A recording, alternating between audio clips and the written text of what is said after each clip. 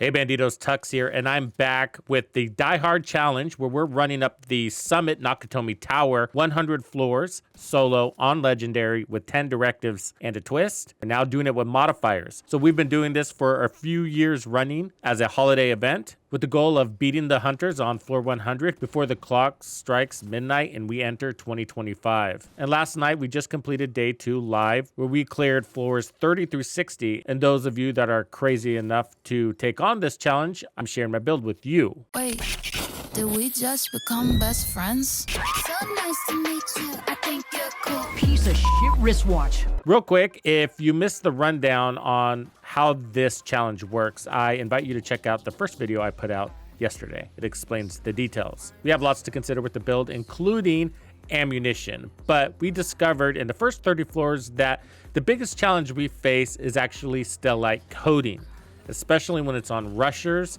or drones or chungas or anything. When I went down, it was typically because I was being overrun by an NPC that should go down with 90 million in damage, but doesn't. And the build I have for you today, I'm not sure what it peaks out at, but on average, we're hitting between 70 and 90 million. You heard that right, 70 to 90 million. And we're not sweating very hard to do that. So let's show you what I got. So this is all built around the White Death, and I'll explain why we're using headshot builds after I run through the build details. It's quite important. So I have a 12x scope, and then I'm running stability down here and then faster reload. I do have expertise on mine. You absolutely don't need it, but marksman rifle, headshot damage, and damage to targets out of cover. And then I'm running determined. Determined's really important for this exercise, especially if you want to take down those warhounds or tanks in a single shot. That is specifically why we're running determined. Without determined, they're almost impossible to kill, and I'll explain why. For a backup weapon, it's the Nemesis. I actually swapped this out quite a bit during the gameplay. So the Lexington, just to have something in case I'm shooting drones or whatever. The ACS shotgun or the rock and roll is also a really good backup. Same with the 1886 or the M1A. Really, it's your choice. You don't need the Nemesis, but the Nemesis is a great backup. From time to time, I do actually use it, and still running the Harvest pistol, not using it at all. Now for the specialization, I am using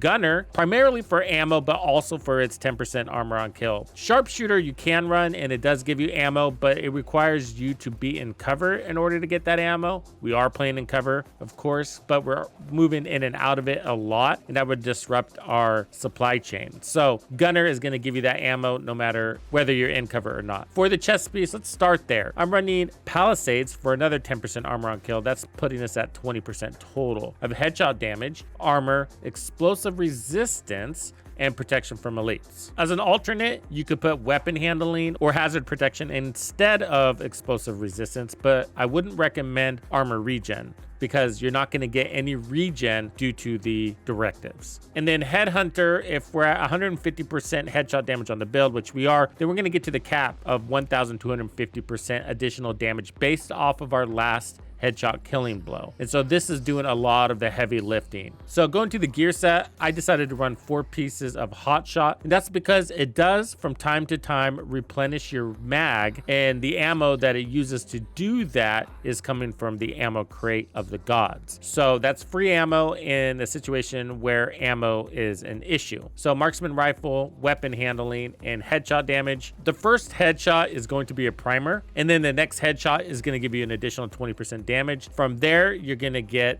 10% armor or bonus armor if you're at full armor, and then you're gonna get a refill magazine every shot after that. Landed or kill is gonna give you all of the buffs. I don't often run 4 pieces of HotShot without determined because it's quite demanding what it's asking for there. And then I'm running armor, headshot damage, and protection from elites. The gloves, I'm running weapon damage and headshot damage. You could probably put armor there. I should have, I didn't. For the knees, I have armor and weapon handling. You could also put explosive resistance or hazard protection down there. And then for the holster, it's the same, armor and weapon handling. For the backpack, I am running the Memento. We're not getting any armor regen from the Memento because of the directives, but I'm liking the 3 cores, and I really appreciate how this thing dishes out its bonus armor. So when I have an objective ahead of me or across the room, I can kill a bunch of NPCs and they'll drop trophies. And as I run to that objective and take damage on the way, I'll be recovering or picking up bonus armor to shield me and to ensure I survive. So we're gonna get 10% 10% bonus armor per blue core, and we have 5 of those, and you can have 6. But for now, that's 50% bonus armor. That's 850,000 in bonus armor for a single trophy. And of course, we're stacking those, so this gets quite outrageous. And then we're getting 3% armor regen that we're not picking up. We're getting 10% weapon damage when we grab a trophy, and then 30% weapon damage when we have 30 trophies stacked. And then we have skill efficiency, which is helpful because that's going to give us more duration and repair and decrease our cooldowns. You don't have to run a memento. You can run something like Habsburg with Bloodsucker, but I do recommend bonus armor because you're constantly taking damage. I'm running the same skills as I was running on day 1, the decoy and the fixer. You really want to think about your skills when you're running 10 directives and not be too reliant on them. All right, let's look at our modifiers. These are really important. We're playing primarily into the long range, which is 150% amplified damage. And then all out as usual. This allows us to lock in all enemies into our preferred range, which is long range. And we do that by activating it and then killing an enemy in long range within 10 seconds. And then all out lasts for 50 seconds, and every kill will increase the time on that. You're going to get 5% weapon damage about every half second, up to 300% more weapon damage. That's crazy. For the passive modifiers, Tapper is the big show here. That's going to give us an additional 150% headshot damage, pushing us over 400% headshot damage. It's going to make your body shots really weak, but because we're running determined, there aren't really any body shots. And then I'm running Coal of the Week. That's going to give us an additional 5% marksman rifle damage per shot, up to a maximum of 30%. We don't really need any more damage, I'm going to be honest with you. But there's not much else to pick from here. The utility isn't that useful in this situation. And then finally, we're taking persistence. And persistence is going to give us mostly 20% reload speed, but we do get the movement speed from time to time as well. So for the stats at base, we're 262% headshot damage, and then we're going to get another 150% from the modifiers on top of that. Weapon handling, we're at 46%, and defense is nothing really to mention here, but we do have 2 protection from elite mods, a little bit of explosive resistance. And if I had better pieces, I would probably load up more explosive resistance and then take off the weapon handling here from these pieces. But I didn't have the pieces that would allow me to do that without losing my armor. So armor is really important for me. So I decided to just go ahead and take the weapon handling. But to put on more explosive resistance here would be really helpful. You'd be surprised on how often you get bombarded by explosives. There'll be like 2 grenadiers, a tank, and a drone operator just sending everything at you. And even though you can kill people lickety split, you start getting in this weird trap, spending more time dodging explosives than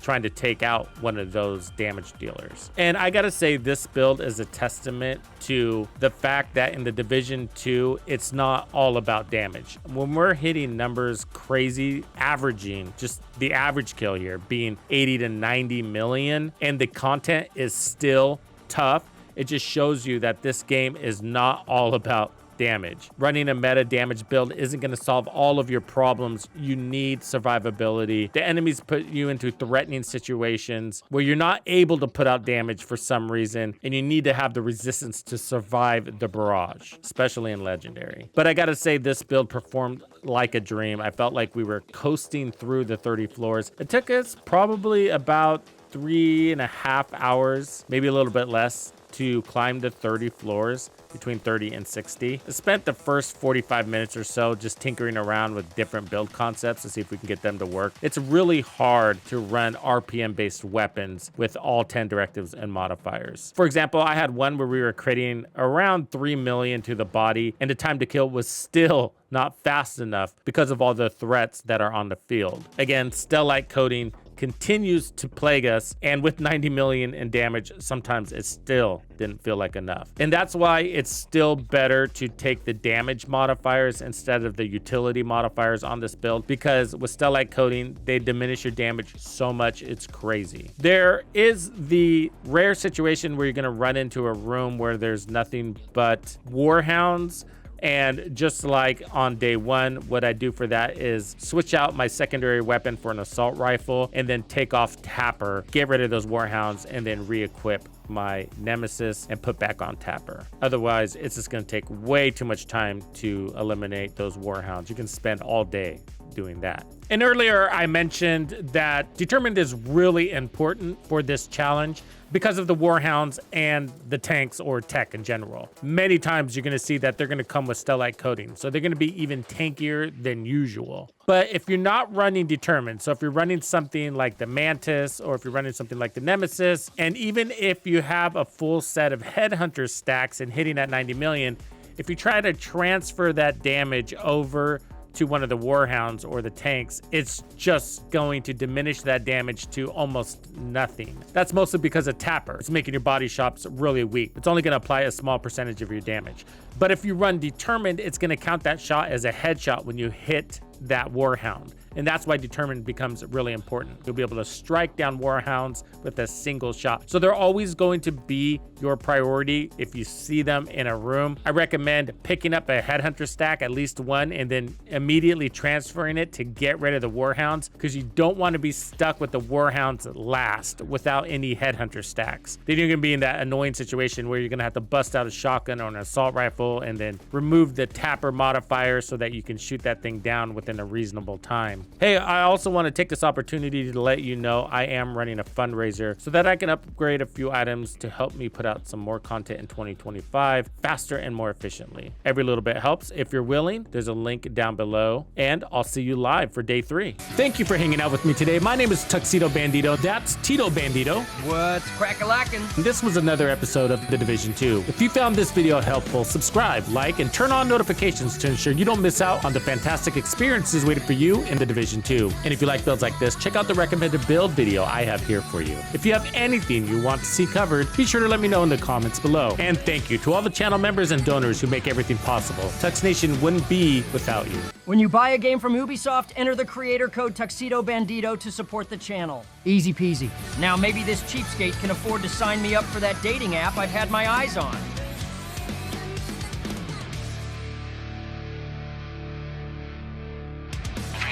Follow me. I get it.